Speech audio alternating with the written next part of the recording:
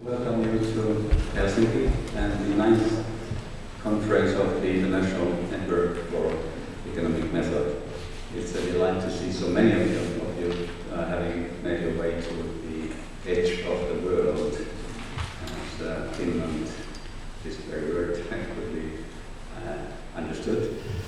And inferring from the conference of the program, we are going to have an exciting 3 days of intellectual interactions. This is another indication of the flourishing of the field. We already had 3 parallel sessions, and this one will now bring us together in one place. I'm also seeing a number of other faces here, and this is because this particular session has been made open for all, that is including those who have not registered for the conference itself. I'm recognizing familiar faces, local economists and others here. Hopefully they will speak out during the discussion time. The theme of this session could not possibly be more hot and topical, the crisis in economics.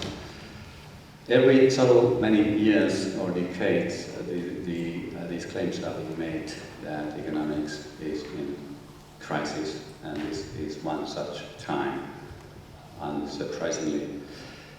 It's my great privilege to introduce to you Professor Kirman, our first keynote speaker.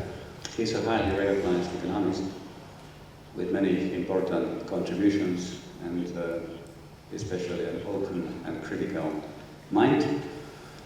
He's an insider who might be able to tell us what, if anything, has gone wrong with economics. Insiders, as we know, are supposed to know better. Alan, it's all yours.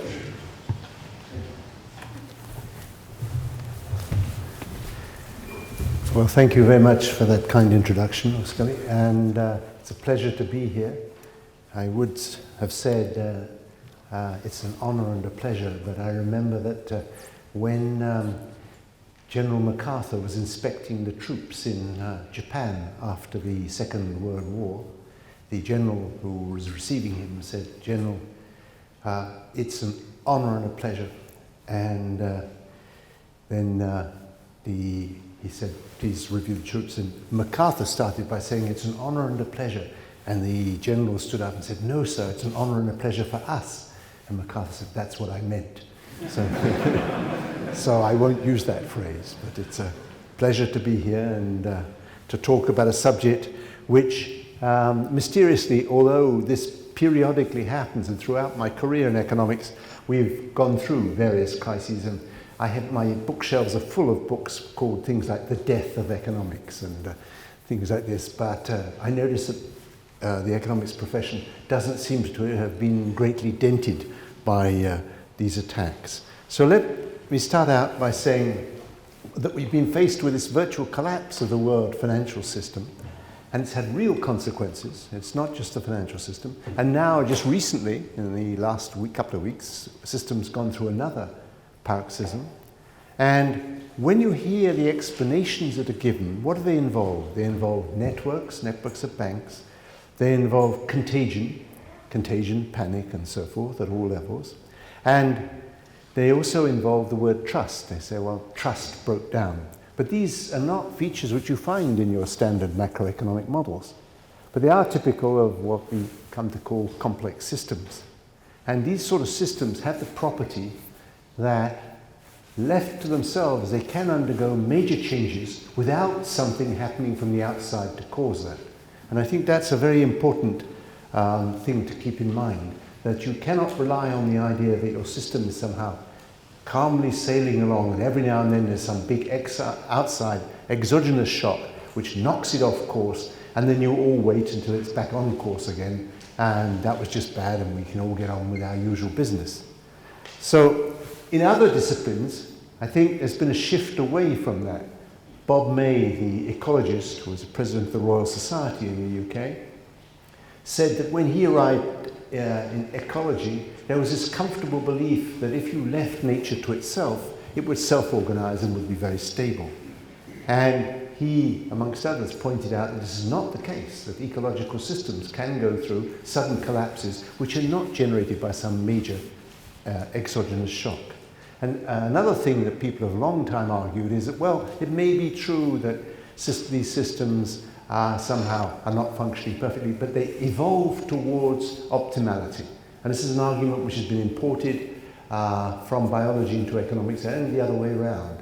So that when you look at these things, you say, well, that's optimal. We know that this particular animal has adapted optimally to his circumstances, and he's had millions of years to do it, in the case of ants, for example. But even that notion has been challenged now in other disciplines, and the notion that a system has evolved towards something which functions optimally is now strongly challenged, and I'll make some remarks about that. So, given that these other disciplines believe that these highly complicated systems can go through these sort of traumas without some outside shock, then I think maybe this should cause us to fundamentally rethink our theory and indeed our standard methodology in economics. And where could I find a better audience than this to think about methodology in economics? So here's the structure of this talk.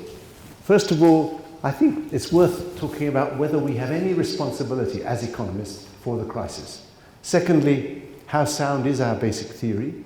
Thirdly, just a few remarks about the theory that underlies most of our standard models, general equilibrium. Then some remarks about the efficient markets hypothesis, which underlies most of financial economics. Then I briefly mention an alternative approach, discuss very quickly two models, one of fluctuating asset prices and another one in which information is contagiously actually eliminated rather than created, and a couple of conclusions. Okay, now remember where we are. In 2003, Bob Lucas, the president of the American Economic Association, said the central problem of depression prevention has been solved. So that was good news. And in 2004, Ben Bernanke, who was chairman of the Federal Reserve Board, wrote several papers and celebrated what he called the Great Moderation. That is the removal or the essential disappearance of volatility in macroeconomic phenomena and time series. And indeed, he went further and he attributed that to the fact that we were better now at economic policy making. And I think we should ask two important questions.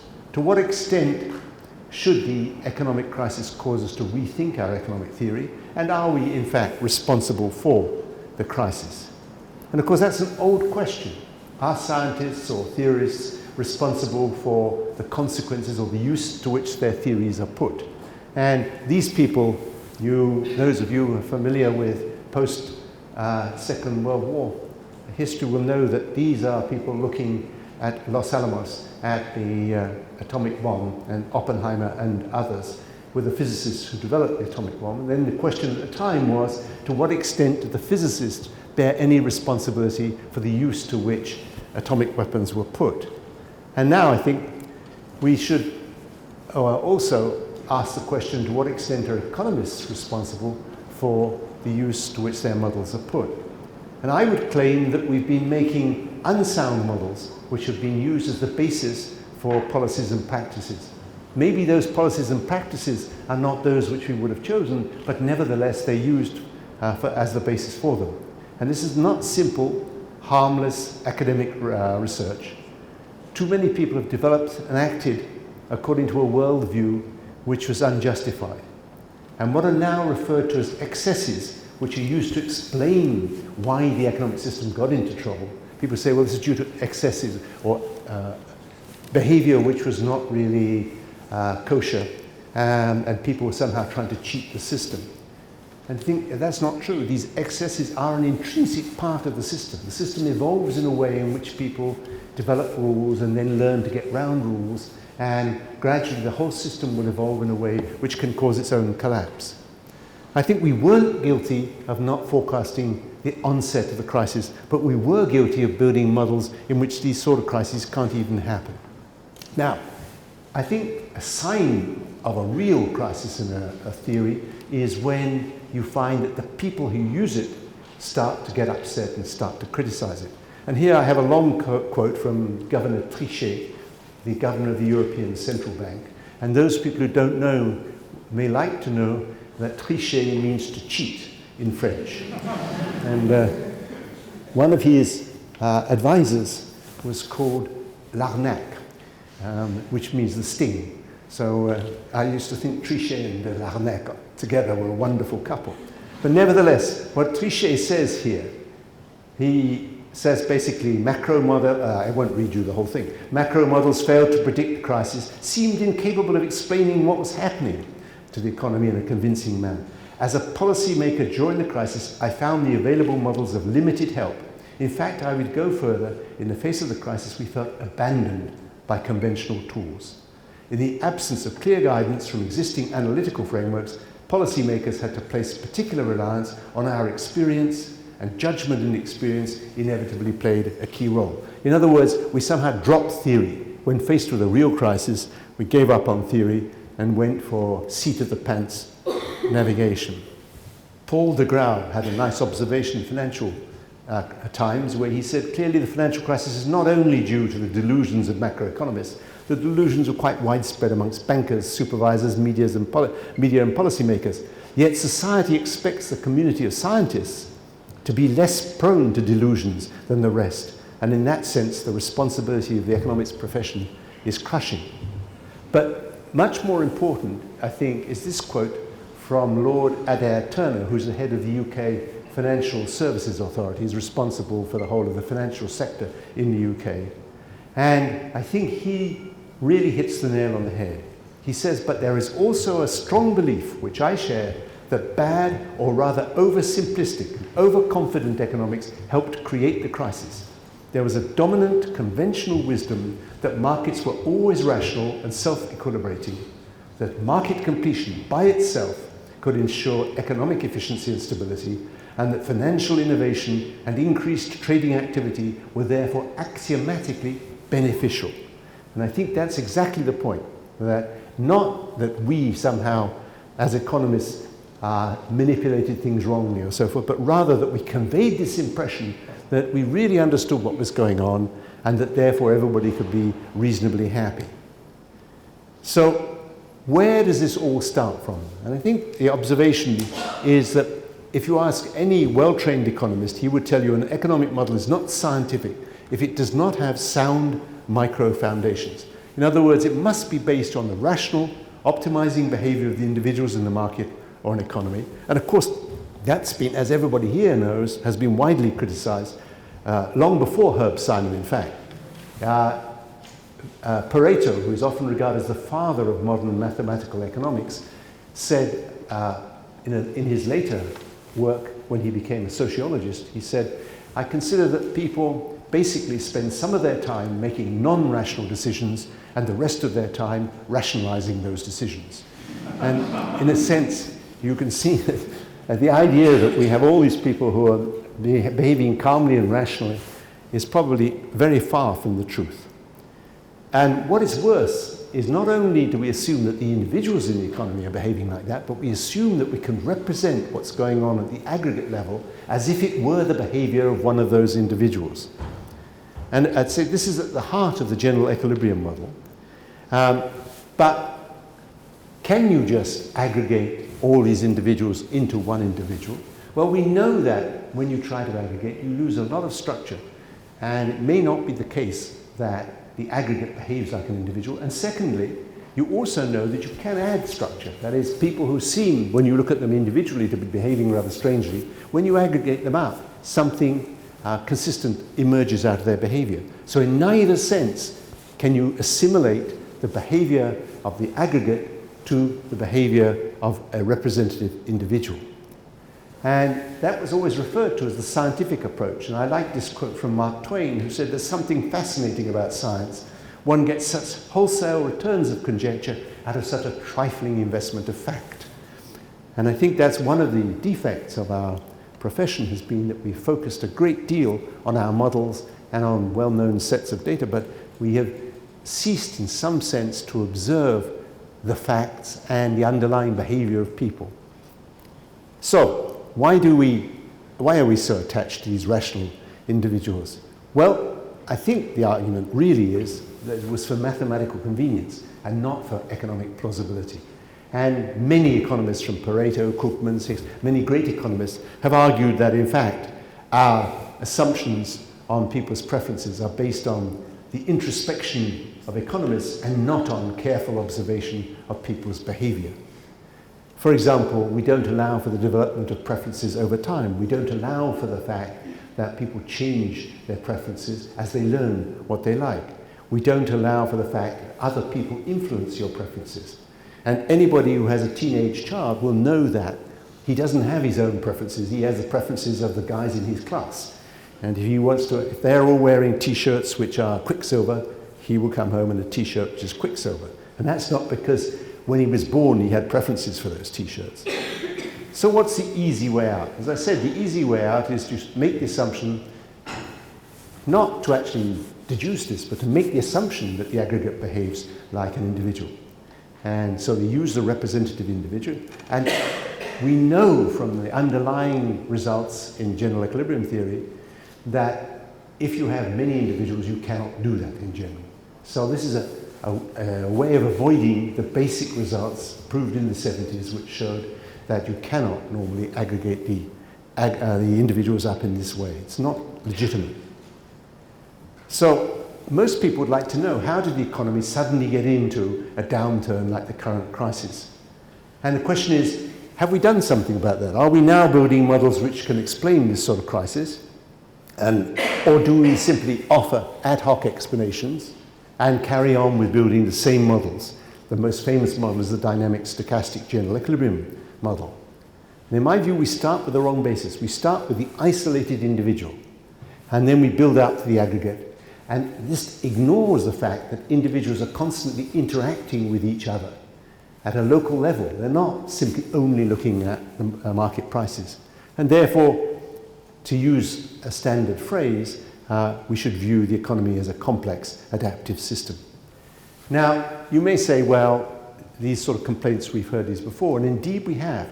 And I had correspondence with Bob Solow, who many of you here will be familiar with, the Nobel Prize winner from many years ago now, and this was in 1988. This is a long time ago. And he said, my view of the way economists actually do behave coincides with yours, most especially about macroeconomists. I've become a sort of common scold on this subject. I wholeheartedly agree with the point that economics self-destructs in part because we insist on supposing that everywhere and always individuals maximize purely individualistic preferences, subject only to technological, legal, and budget constraints.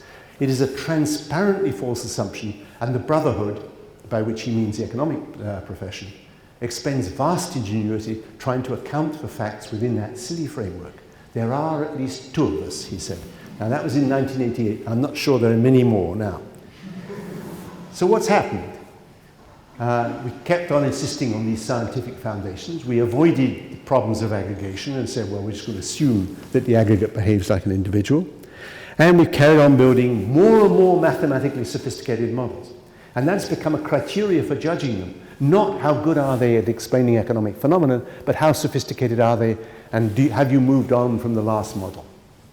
And these models have the basic problem that they don't contain the possibility of a crisis.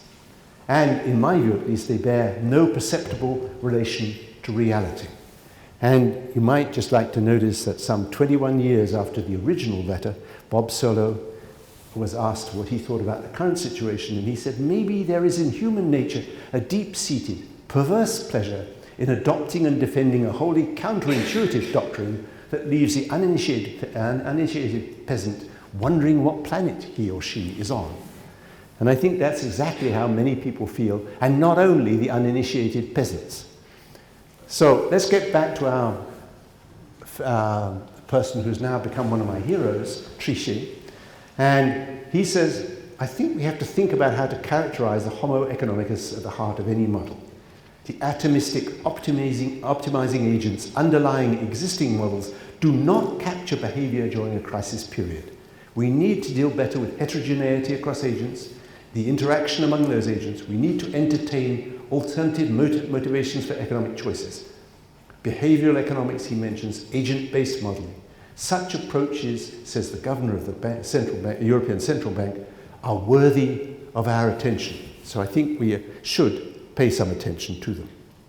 And as Ben Bernanke said, one of the underlying hypotheses of most modern macroeconomic models is that people have rational expectations. That is, they foresee correctly. Even though the future is uncertain, they know what that uncertainty is and have a correct picture of it.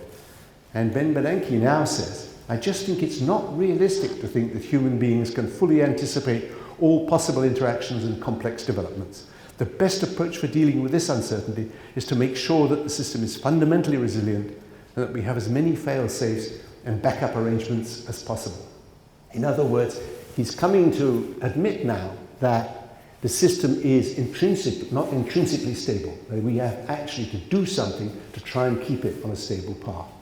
And that's very important because there is this, in part, ideological belief that we should leave markets alone, and the less we interfere with them, the better they will work. So now the question is, the other explanation is, but it's not the models, it's not the thing, it's all these nasty people. They're always mean and illegal people who are doing things which undermine the system. But if you look around in the sort of crisis that we've had, you cannot believe that there are any individuals who are really responsible for it. As Voltaire says, in an avalanche, no single snowflake feels itself responsible. And as Isaac Newton said, I can calculate the motion of heavenly bodies, but not the madness of people. So this is a collective phenomenon. It's not due to being able to identify a few Madoffs and other people. So, what about our assumptions on individuals? Now, one of the things that we know is that if we have agents who are different from each other, and typically macroeconomists assume that there's one agent, so they can't be different from each other, then in fact we can actually weaken the assumptions that we make about people's preferences and choices. And what looks at the aggregate behavior, like the behavior of a very sophisticated agent, once you have more of these agents who are different, then you can generate that behavior without having to rely on the person being so sophisticated. Now here's an example which I hope will work, may not work. Let's see. This is people who behave by very simple rules. I'm sorry, but you can see them. These are bees, okay? And you can't hear them. Unfortunately, I turned off the sound. But somebody who's clever might better turn the sound back on again for me. But we have to... Wait a minute, we have to go into system preferences. Because I cancelled the sound, because people in the airplane shout at me. There we go. Sound, get rid of mute. Oops. I will show you this again. The sound is important, that's the only reason I have to. I want you to see this example, because here are people who are very simple, and I think it was this one. Now, what are these people doing? Well, they're bees, and bees have to keep their hive at a constant temperature. And the way you do that is to fan air through the hive. Now, you might say to yourself, well, how do they achieve that? And any good macroeconomist would say, well, let me take the representative bee, and I'll tell you what happens. When the temperature goes up, he beats his wings faster and faster. So what you will hear as the temperature goes up, or should hear, would be as the temperature went up. But you don't hear that. It's always exactly the same level of sound. How can that possibly be? Well, it's because these individuals all have different thresholds of temperature. So if you have a very low threshold, when the temperature gets to that, you start fanning the air through the hive. But when the temperature rises, more bees join in. But they all beat their wings at the same speed. They don't vary them. They're very simple. They're on or off. And as the temperature rises, more bees join in. And the point about this little example is that these people are extremely simple individually, but collectively they have a very beautiful continuous response to changes in the environment. So the idea here is to show that what you can have is a group of individuals who are very simple, but collectively they produce rather sophisticated behavior. And in fact, one of the mysteries is how does the hive manage to reproduce this nice distribution of threshold temperatures that you have, and how does it just have the right proportion of bees that join in at the right temperatures? And it turns out that it's more complicated than that. They actually learn at what speed they have to beat their wings, what temperature they have to join in, and they learn from each other, and somehow they organize themselves collectively, even though they're extremely simple, into this rather sophisticated situation. Ooh, am I back again? Okay, so what you see there is coordination of very simple individuals who generate a very nice reaction. It's nothing to do with these individuals being clever, having rational expectation, whatever. They're just beating their wings, And I think one of our problems is that this response, of course, is referred to as a very efficient response to the environment. In fact, even that is actually not really correct. These guys are not that efficient.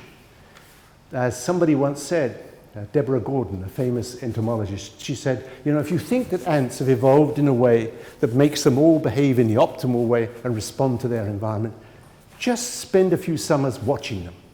Just look at them, and you'd be amazed at how inefficient many of them are. And same with the bees. If you look carefully at those little movies, there are odd bees who are just wandering around who haven't quite sort of understood what's going on. But in general, they get it right. Okay? So it's not that they're really efficient. And I think economists have become much too preoccupied with, obsessed with the notion of efficiency rather than the problem of coordination. Coordination is a central problem in economics, for me at least, rather than efficiency. And if I'm allowed, if Pascal will allow me to tell a quick story just to illustrate how obsessed economists are with efficiency. There were 3 people playing golf. There was a priest, a psychoanalyst, and an economist. And they were playing golf on Sunday afternoon, and the guy in front was playing extremely slowly, very slowly. And he had a caddy to help him. The guy was there. And these 3 people behind started to get very upset because it was their Sunday afternoon and they were wasting it. And they said, can we play through? Come on, speed up a bit. And still, the guy still played very slowly. So finally, they designated the priest to go and ask what was happening. So he went up there and he came back white. He was really upset. And he said, you know why this poor person plays so slowly? It's because he's blind. He said, and I feel so bad. Here I am every Sunday telling people to be nice to other people, and I'm shouting at this poor guy who's blind playing golf. And he turns to the psychoanalyst and he said, Joe, what do you think about this situation? And Joe says, well, this is terrible. I have all these people on the couch, and I'm telling them how to live with their problems, and here am I screaming at this guy. This is really bad. So they turn to the economist and they say, Fred, what do you think? And Fred says, I think this situation is totally inefficient. This person should play at night. And you see, economists have a different vision of the way the world works. Anyway, so what I'm saying is that I think that one of the interesting problems to us is how these collective phenomena arise from the interaction between individuals. So, in the face, as I said, of these repeated and infrequent crises, I think we should really rethink our models and try and work out what's going on within these systems which causes them to have these sudden and unanticipated shocks. And Ben Bernanke again, who's becoming, as you shall see, like Trichet, one of my heroes. And what is interesting is that central bankers are really preoccupied with this problem, whereas the economics profession doesn't seem to be so concerned. What he said was the brief market plunge. He was talking about an event on May the 6th of last year. The brief market plunge was just an example of how complex and chaotic, in a formal sense, he didn't mean in just in sort of common language, in a formal sense, these systems have become. What happened in the stock market is just a little example of how things can cascade or how technology can interact with market panic. So in other words, he's saying this system is vulnerable to this sort of phenomenon, a phenomenon which we don't have in our models. So, just as a remark, what sort of systems could we build which do have this sort of potential for what are called by physicists phase transitions? Well, here, as I said, we spent the 20th century perfecting a model based on 19th century physics. Maybe in the 21st century, we could make a little bit more use of 20th century physics. Now, self-organization is an underlying theme here. In other words, these systems don't just evolve without anything going on inside them. There's a self-organizing property. And indeed, Hayek was a person who argued that the self-organizing properties of markets were very important. But he used this as a justification for not interfering with markets, and markets do clearly self-organize, but we have absolutely no reason to believe that this is a stable process. Nobody has proved that when markets self-organize, this results in a stable outcome.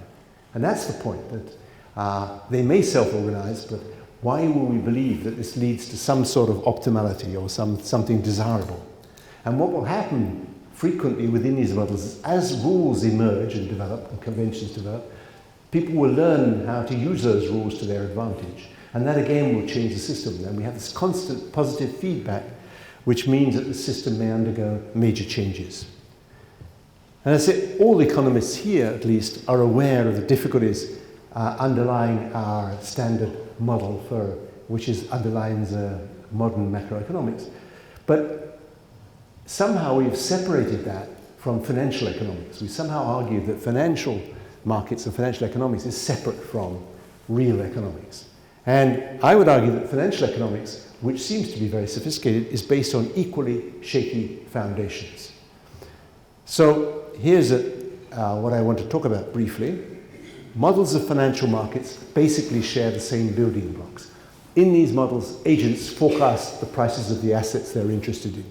Once they've made those forecasts, then that determines how much they will want to buy or sell of those assets. And that, of course, in turn, will determine the price of those assets.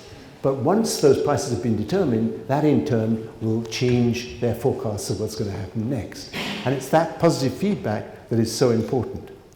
And so the prices feed back into the forecasts change the prices, and so forth.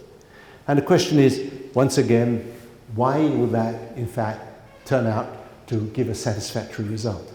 Now, the efficient markets hypothesis says something very simple. It says that all the information available in the economy gets into the prices. So all people have to look at are the prices of assets. You don't have to look at anything else. That, of course, immediately should seem to be paradoxical to you, because if nobody is looking at the information, how does the information ever get into the prices? And that, of course, was the paradox of Grossman and Stiglitz. But the basic argument comes from Bachelier, who wrote his thesis in 1900, and he basically had the following idea. People get information, it arrives, these signals arrive, they're a little bit of stochastic noise which makes you change your behavior. And if you have lots of these little stochastic signals that arrive independently, when you aggregate them up, you're going to get basically a normal process. These are going to be distributed normally, these changes. And therefore, it was argued, the price of stocks the changes in the price of stocks would have a normal distribution. And that is what has underlain all modern financial theory. But what happened? Poincaré, the famous French mathematician, who was the reporter for Bachelier's thesis, what did he say? He said, you know, when people are close together, they don't look at their information independently and then act on it. They are influenced by the guys around them. They get knocked right and left by what other people are doing. And so they have a tendency, he said, to behave like sheep. He talks about Panurge's sheep. You remember the sheep that ran over the cliff and all the other sheep followed him. And he said, that's an intrinsic feature of human behavior, and that's something which we cannot eliminate. So already, Poincaré, 1900, said, don't accept this idea that all these little independent pieces of information are getting into people's hands, they're acting on it, and all this appears in prices, and therefore the markets are efficient. In fact, many other people have argued against that. Keynes himself, Mandelbrot spent his life arguing against the efficient markets hypothesis. And yet, it is the underlying hypothesis for Markowitz optimal portfolio theory and for Black-Scholes, which is still used as option pricing. And so this process built up on the basis of Bachelier's thesis. And everybody says how sad that poor Bachelier didn't live to see this great use of his own work. But he also didn't live to hear Alan Greenspan in front of the House of Representatives Committee say the whole intellectual edifice collapsed in the summer of last year. Now, many of our economist colleagues would not agree with that, but I think there's a lot of truth in it. And the efficient markets hypothesis, I think, as Krugman once pointed out, citing Mencken, there's always an easy solution to every human problem, neat, plausible, and wrong. So why did we persist? Why did we go on with a theory, as we did in General Equilibrium 2, with a theory which seems simply to be denied by the facts? Well, the argument is that if you have this Gaussian or normal hypothesis, then you can do the analysis. You can work out what the option prices should be and so forth. And so, like the lady who dropped her keys somewhere and was found looking under the streetlight and said, "Oh, did you drop your keys here?" "No, I dropped them over there, but I can't see over there. I can see much better here." So, same thing. You continue to look where there's light and not necessarily where you can find a solution. And Eugene Farmer himself, who was, is considered as one of the founders of, fathers of the efficient markets hypothesis, said that actually the efficient markets hypothesis is used for the notion that the more people diversify, the more possibilities they have, the better off they will be, the less risk they will have, and the more stable the system will be. He wrote a paper himself in '65 in a moment of weakness to show that once you drop this underlying assumption of normality, this may no longer be true. And of course, what people don't know is that Eugene Farmer was Mandelbrot's student, PhD student. And Mandelbrot once said, "What a pity that my best student decided to make money rather than to do science." But why did we go on? Well, I think, again, like many professions, there is an enormous amount of inertia in a profession. And that's what's essentially thought of as people's human capital. They've invested a lot in knowing how to do those things, and they're not going to drop doing those things just because events seem to be inconsistent with what they're doing. And so now think of the efficient markets hypothesis. Think of the portrayal in standard theory of how these markets work. You have individuals who are isolated, they're sitting in their corner, they receive a piece of information, they act upon it, and they're all very calm and calculating. Like these typical individuals on a market floor. You can see they're calm, calculating, intertemporally optimizing individuals. And so where does the efficient markets hypothesis actually go wrong? Well, if you remember Poincaré's warning, it's the fact that people look at what other people are doing. And of course, well, here, I don't want to spend a lot of time on this. One of the problems is that the way people are forecasting is influenced by the way other people are forecasting. There's a very nice paper in Nature recently, which shows that if people don't know what other people are forecasting about a given process, if you take the average of their forecasts, it does rather well. But it takes a long time for it to settle down to something consistent. If you let people know what other people are forecasting, their opinions converge much more rapidly, but to a much worse forecast. So once people start to follow each other, they rapidly converge to a common opinion, but that opinion may not be the right one. So, once again, I don't want to bore this audience with this, but even from an econometrician's point of view, this notion that people will correctly anticipate the future and that you can therefore optimize in this world is simply incorrect if the world is not a world which is simply carrying on generating the movements in the same steadied way. If you have these interferences, these breaks in the way things are happening, then it's not even logical to have rational expectations. Let me illustrate this whole story. These people are standing in Times Square. And this was an experiment, a famous experiment. And what they did was they looked up at the sky. After a while, there were 1,000 people looking up at the sky. Because if the first people were looking at the sky, there must be something to look at, right? Therefore, people here inferred some information from what the other people were doing, and they all looked up at the sky. But there was nothing to be seen. They simply got it wrong. And I want to illustrate this with a very simple example. And these are what are called informational cascades. And the simplest example is what's called the restaurant example, and due to Banerjee's restaurant. Banerjee's restaurant is not an Indian restaurant. Banerjee is a professor at MIT. But the idea is the following, that people have to choose between two restaurants. And they have two possible signals. They have their Michelin guide from 5 years ago, and then they have the advice of their friends. So this public signal, the Michelin guide, is not very reliable because it's, several years old. So it's only 55% reliable. Whereas the private signal is 90% reliable. These are friends who went there recently. Now the question is, let's suppose we have 100 people who want to go to this restaurant, and let's suppose that, as the French would say, restaurant A is objectively better. But the public signal, unfortunately, it's not very reliable, says B is better. But 90% of the private signals that these people have get it right. They say A is better, restaurant A is better. So if all these people held up their signals, everybody would go to restaurant A. But it's possible everybody could wind up in B. Not because they're irrational, but because they're reasoning correctly, but because they're looking at other people. How can that possibly happen? Well, think of the first person who turns up, and he's looking to decide which restaurant to go to. Public signal says go into B, but his private signal says also go into B. He's one of the guys who got the wrong signal. So he says, B, okay, into B. The second guy, who's one of the guys who got the right signal, that A was better, turns up, and he's just going into restaurant A because his private signal is much more important than his public signal, and suddenly he says, but there's somebody sitting in B. How can he possibly be sitting in B? He must have got the private signal that B was better. Now his private signal is just as good as my private signal, so those two things cancel out. All I can look at is the public signal, B is better. So now he goes into restaurant B. You now have two people in restaurant B.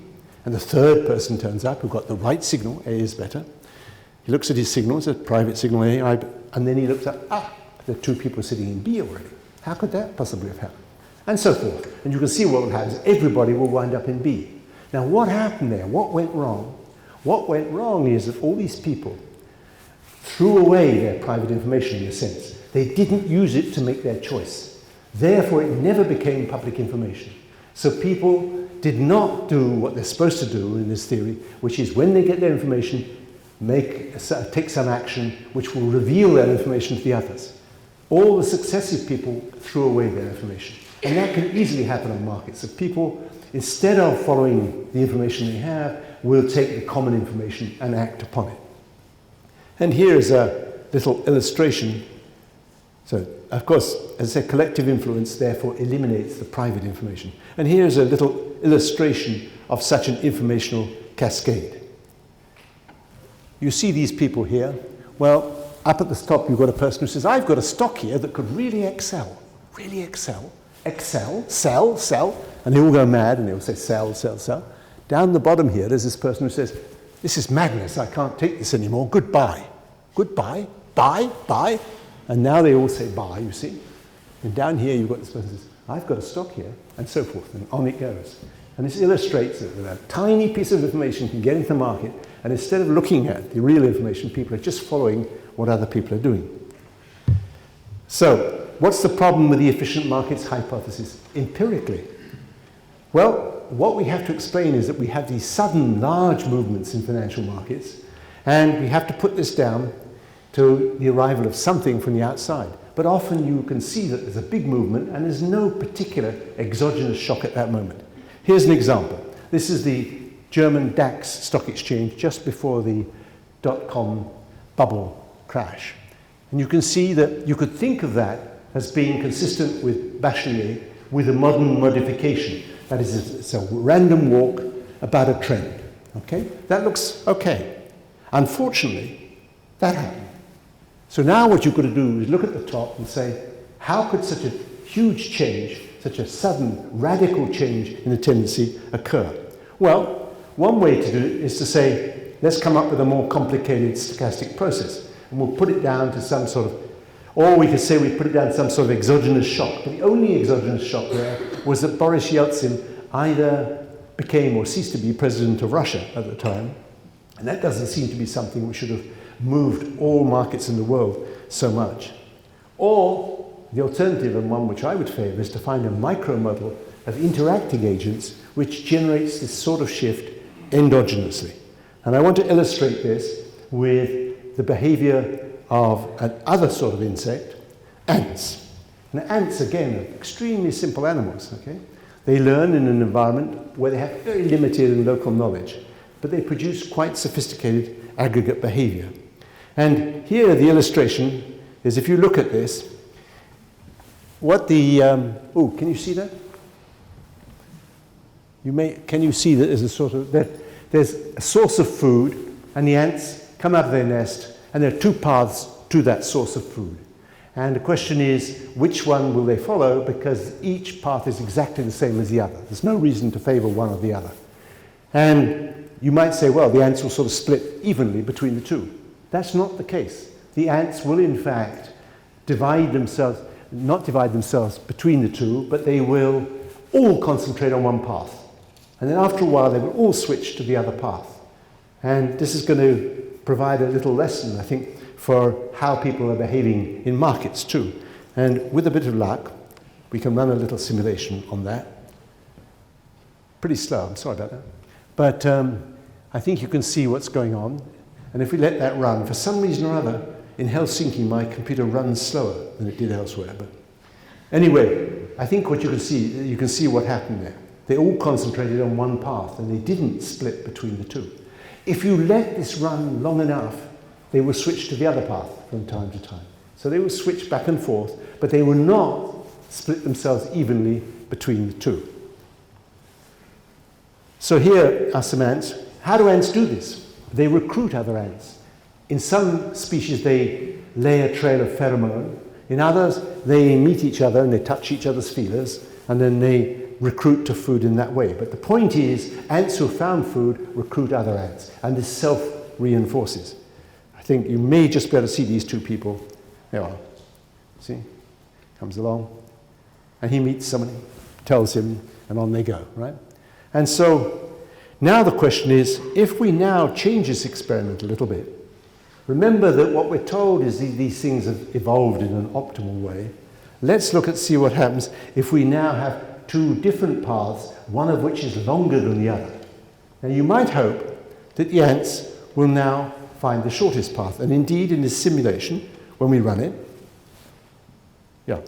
you'll see after a while, these little guys, some of them will go down the long path, but after a while they all settle on the short path, and that seems to be very nice. And so we say, oh, well, ants found a way to organize themselves efficiently.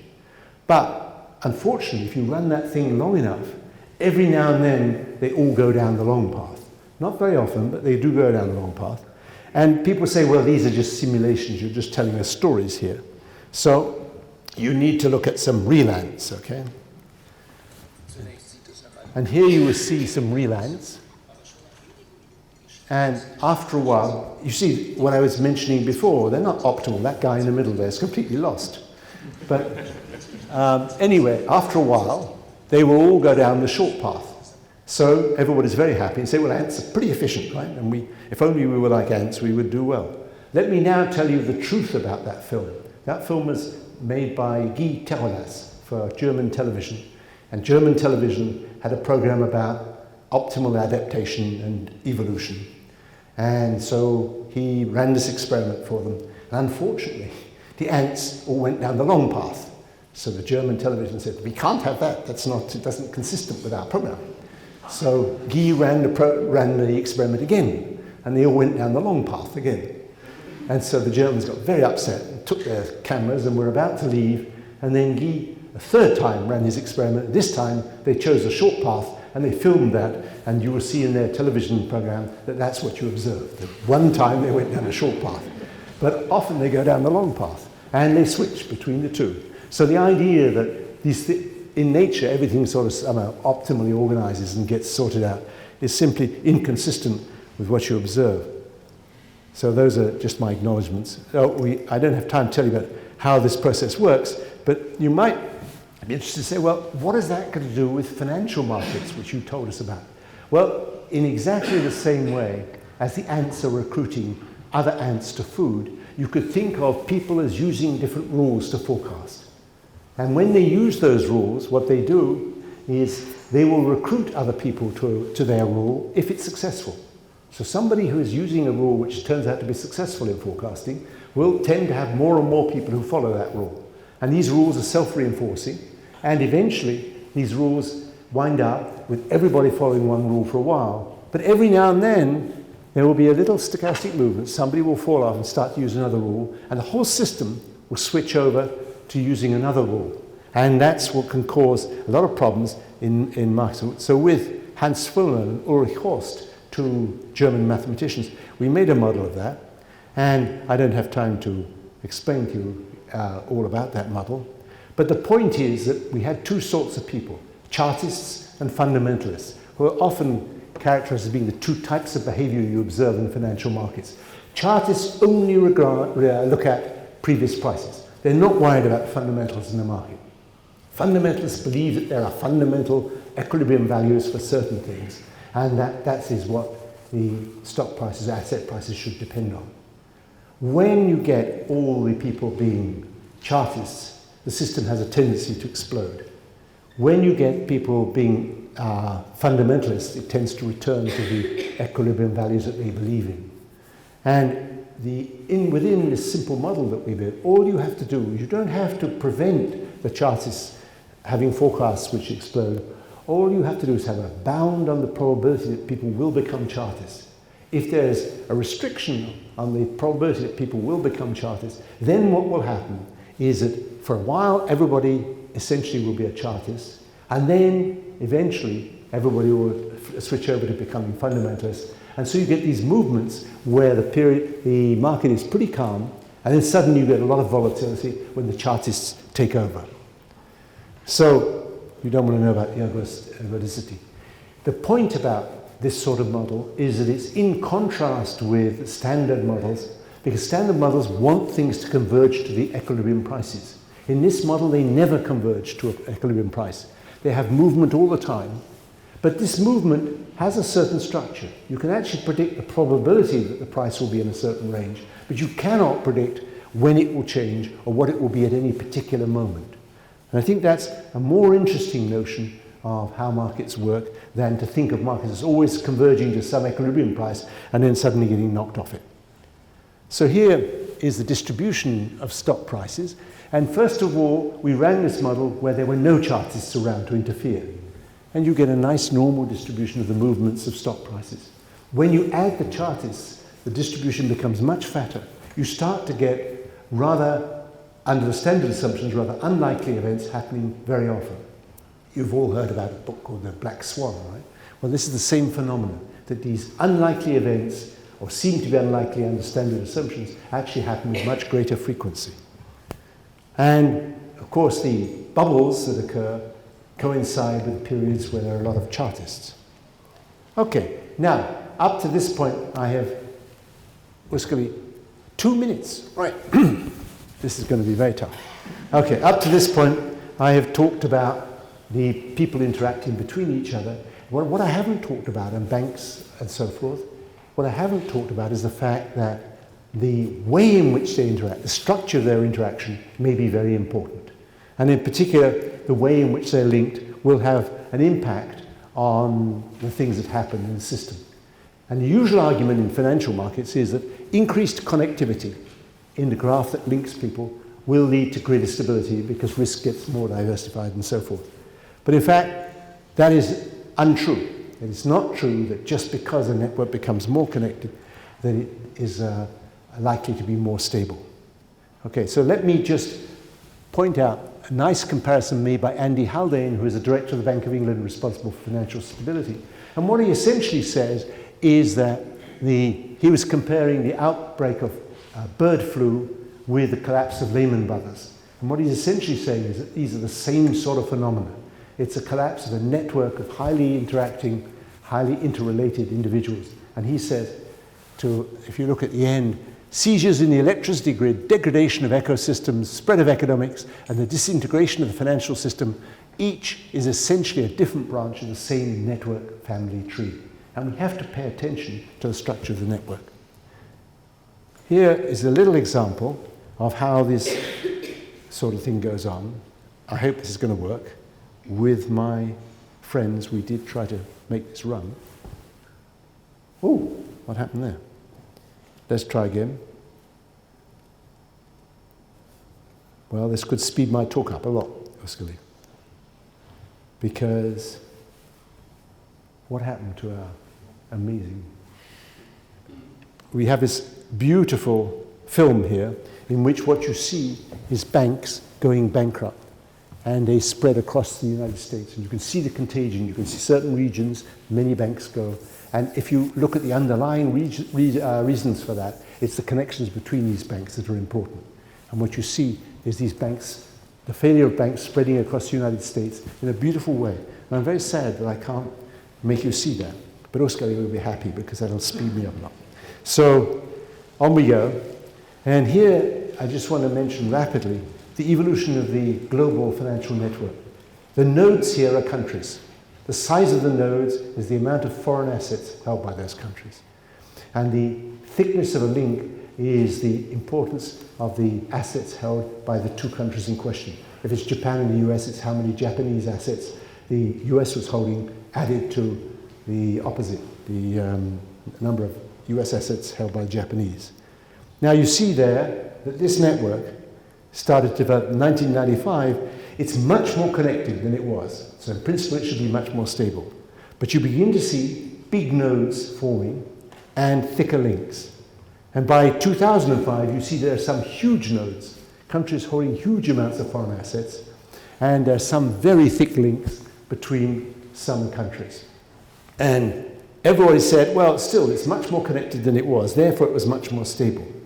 But in fact, what we observe is that for various symptoms of the problem show up in the nature of the nodes, which are very big.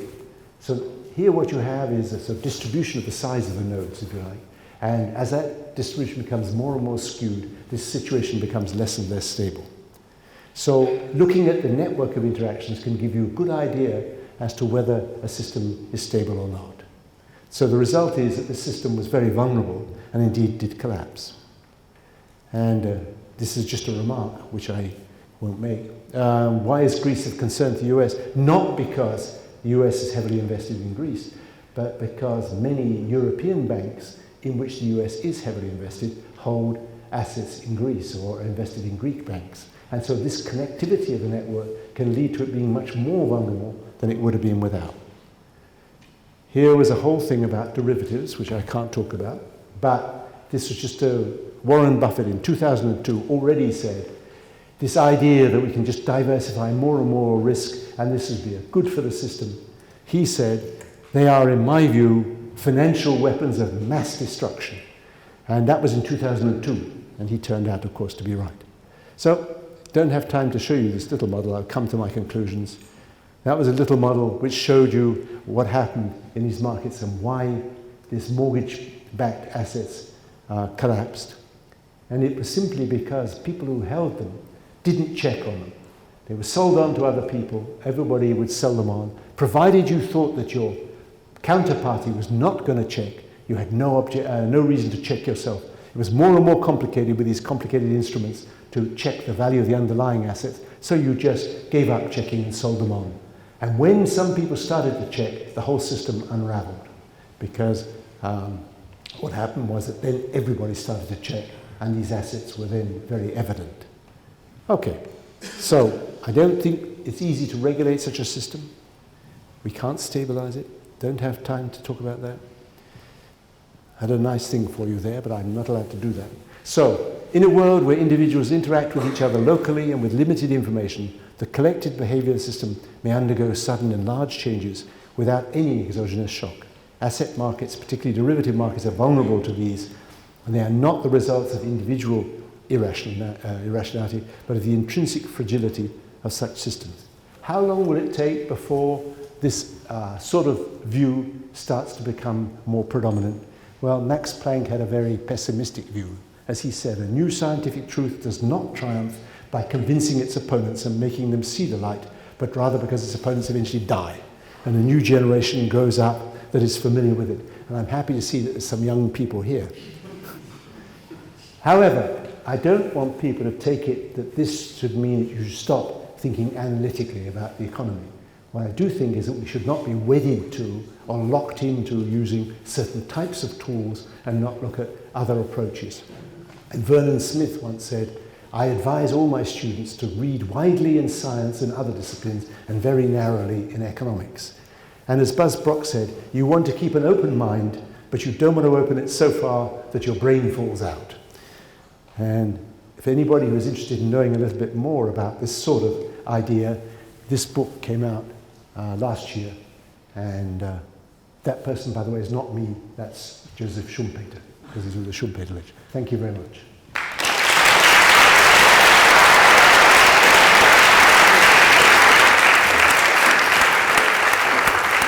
I'm sorry, but I went on too long. Thank you, Alan. This was absolutely beautiful. We are a bit over time already, but we might just use a few minutes for a couple of very, very quick questions, comments. I find the presentation fascinating, but I noticed that there was a missing ingredient in all of this. When you were talking about ants, you were invoking empirical evidence. But when you were talking about economic theory, the data were never there.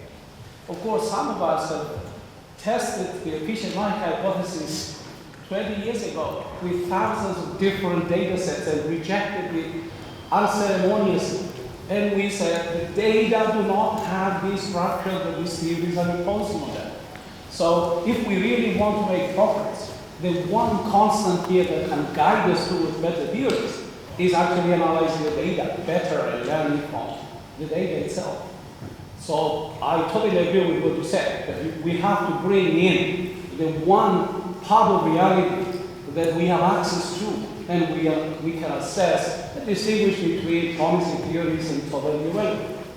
I've done the same thing with these DSGE models. Total nonsense. The data have nothing to do with this.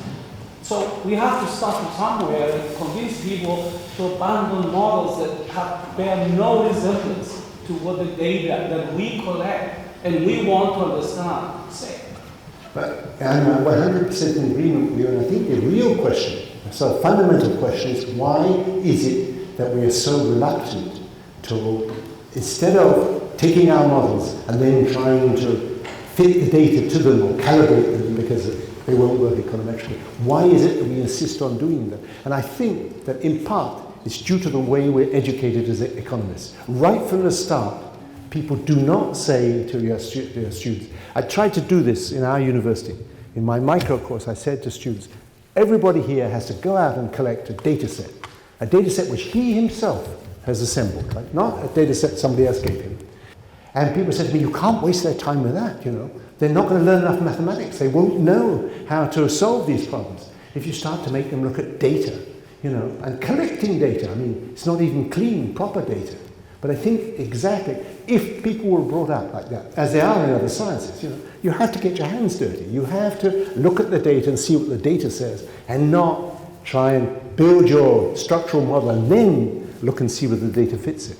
So I agree with that. I think it's built into our system that we don't encourage our students enough to simply get the messages from the data. Right? And I think we're exactly in agreement. It's unfortunate when the first question says,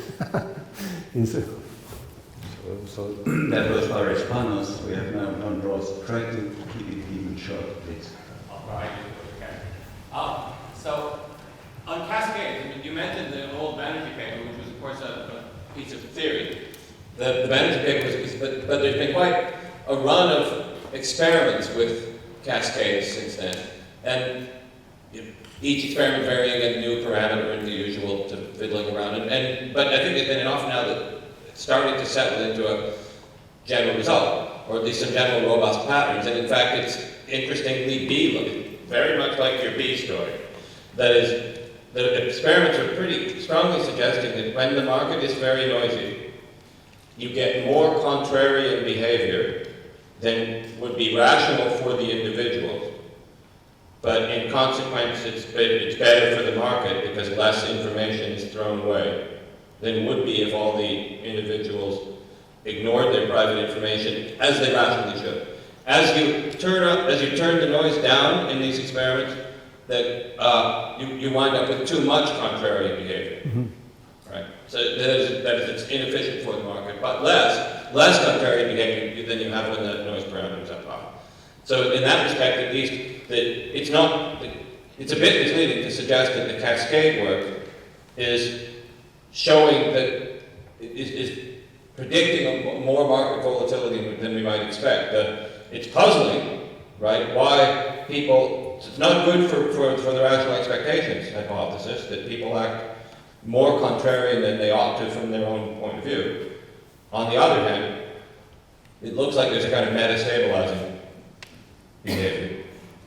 Yeah, actually, are you talking about experiments or observations? Experiments. I'm talking about both lab and field experiments. Right, because there are some of these lab experiments, which I think Merriman and other people have done, in which you get these bubbles occurring, and there it's not obvious that these people are being, at least from what I've seen, being contrarian, even when the asset has an absolutely fixed term, when we know what it's worth, somehow people start to overbid for it in the middle of the experiment.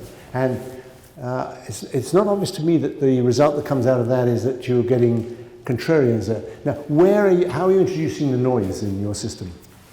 So the noise is just a parameter on the distribution, on the relationship between the proportion of data that are accurate and the variance around that accuracy mean. So it's not that you always have lots of people who are hurting, right? It's just a question of what proportion at the aggregate level of contrarian behavior you get, right? So the point is merely that you get more contrarian behavior than a rational group of perfectly rational agents should show as the variance in the data goes up.